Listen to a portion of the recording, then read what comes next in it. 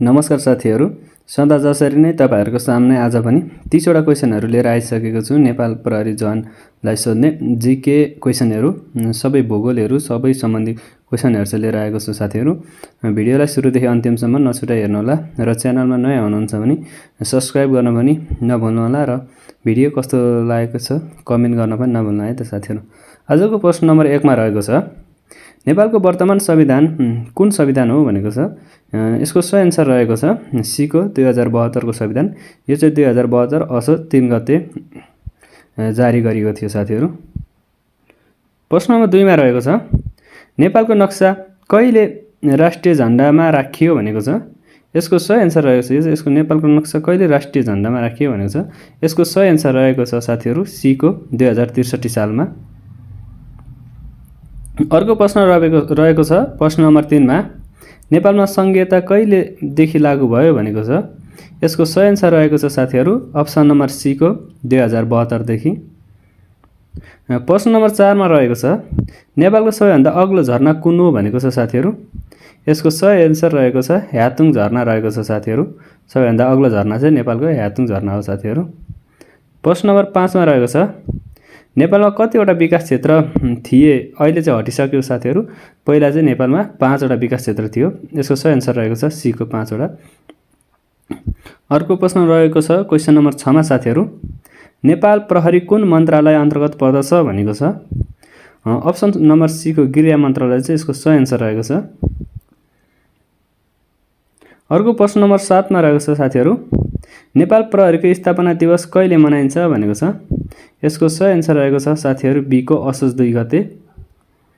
अर्को क्वेशन रहेको छ साथीहरू प्रश्न नम्बर 8 मा, प्रहरी जवानको दर्जा के हो भनेको छ।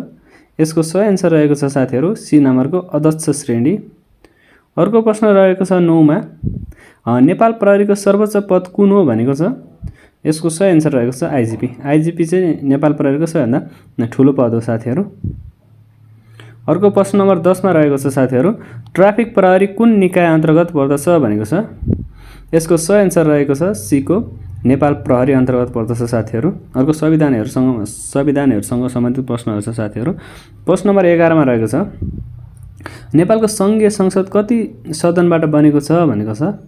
यसको सही आन्सर रहेको छ साथीहरू अप्सन नम्बर बी को 2। अर्को क्वेशन रहेको छ साथीहरू 12 मा, प्रतिनिधि सभाको कार्यकाल कति वर्षको हुन्छ भनेको छ।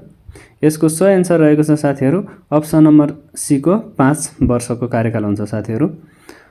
भिडियो मन परेको छ भने साथीहरू कमेन्ट गर्न र लाइक गर्न नभुल्नु होला र च्यानलमा नयाँ हुनुहुन्छ भने सब्स्क्राइब पनि गर्नु होला है त। त्यसैगरी अर्को प्रश्न रहेको छ 13 मा, नेपालको सर्वोच्च अदालत कहाँ अवस्थित छ भनेको छ। यसको सही आन्सर रहेको छ साथीहरू अप्सन नम्बर सी को काठमाडौँ। त्यसैगरी अर्को प्रश्न रहेको छ 14 मा, नेपालको कार्यकारी प्रमुख को हुन् भनेको छ साथीहरू। नेपालको कार्यकारी प्रमुख चाहिँ अप्सन नम्बर बी को प्रधानमन्त्री हुन् साथीहरू। अर्को प्रश्न नम्बर 15 मा रहेको छ साथीहरू, मौलिक हक कुन भागमा उल्लेख छ भनेको छ। यसको सही आन्सर रहेको छ साथीहरू सी को भाग 3 मा। अर्को क्वेशन रहेको छ 16 मा साथीहरू, संयुक्त राष्ट्र सङ्घको स्थापना कहिले भयो भनेको छ। यसको सही आन्सर रहेको छ 1945 मा साथीहरू। अर्को प्रश्न रहेको छ 17 मा, WHO को मुख्य कार्यालय कहाँ छ भनेको छ साथीहरू। यसको सही आन्सर रहेको छ सी को जेनेभामा छ साथीहरू। अर्को प्रश्न नम्बर रहेको छ 18 मा, विश्वको सबैभन्दा ठुलो महासागर कुन हो भनेको छ। यसको सही आन्सर रहेको छ साथीहरू प्रशान्त महासागर चाहिँ सबैभन्दा ठुलो महासागर हो साथीहरू। अर्को क्वेशन रहेको छ 19 मा, विश्व जनसङ्ख्या दिवस कहिले मनाइन्छ भनेको छ। यसको सही आन्सर रहेको छ साथीहरू सी नम्बरको जुलाई 11 मा मनाइन्छ विश्व जनसङ्ख्या दिवस चाहिँ।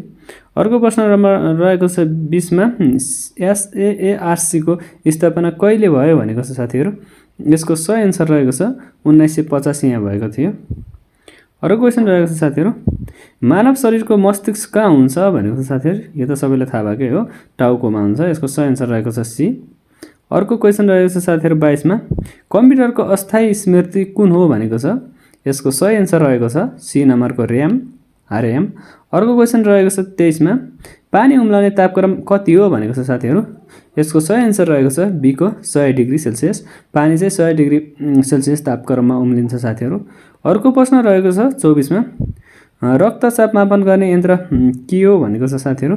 यसको सही एन्सर रहेको छ स्फिग मोम्यानोमिटर भनिन्छ साथीहरू। अर्को क्वेसन रहेको छ 25 मा सूर्य कुन ग्रहको वरिपरि घुम्छ भनेको साथीहरू। यसको सही एन्सर रहेको छ सी को कुनै होइन, सूर्य आफै केन्द्र हो। सूर्यलाई चाहिँ अरू ग्रहहरूले घुम्छ साथीहरू, सूर्य चाहिँ घुम्दैन है त। अर्को क्वेसन रहेको छ 26 मा खेलकुद सम्बन्धी ओलम्पिक खेलकुद कति वर्षमा हुन्छ भनेको छ साथीहरू। यसको सही एन्सर रहेको छ अप्सन नम्बर सी को 4 वर्षमा हुन्छ साथीहरू। अर्को क्वेसन रहेको छ 27 नम्बरमा फुटबलमा गोलकिपर सहित कति खेलाडी हुन्छ भनेको छ साथीहरू। यसको सही एन्सर रहेको छ गोलकिपर सहित अप्सन नम्बर सी को 11 जना। अर्को प्रश्न नम्बर रहेको छ 28 मा नेपालको राष्ट्रिय झण्डा कति त्रिकोणले बनेको छ भनेको साथीहरू। यो सबैलाई थाहा भएकै एन्सर हो। यसको सही एन्सर रहेको छ बी को 2 वटा। अर्को क्वेसन रहेको छ साथीहरू 29 मा नेपालमा पहिलो रेडियो कुन हो भनेको छ साथीहरू। यसको सही एन्सर रहेको छ साथीहरू रेडियो नेपाल। अर्को प्रश्न नम्बर 30 मा रहेको छ साथीहरू नेपालको राष्ट्रिय जनगणना कति वर्षमा हुन्छ भनेको छ साथीहरू। यो चाहिँ तपाईहरुले कमेन्ट गर्नु होला र भिडियो मन पर्यो भने लाइक र च्यानलमा नयाँ हुनुहुन्छ भने सब्स्क्राइब गर्न नभुल्नु होला। हस्त धन्यवाद।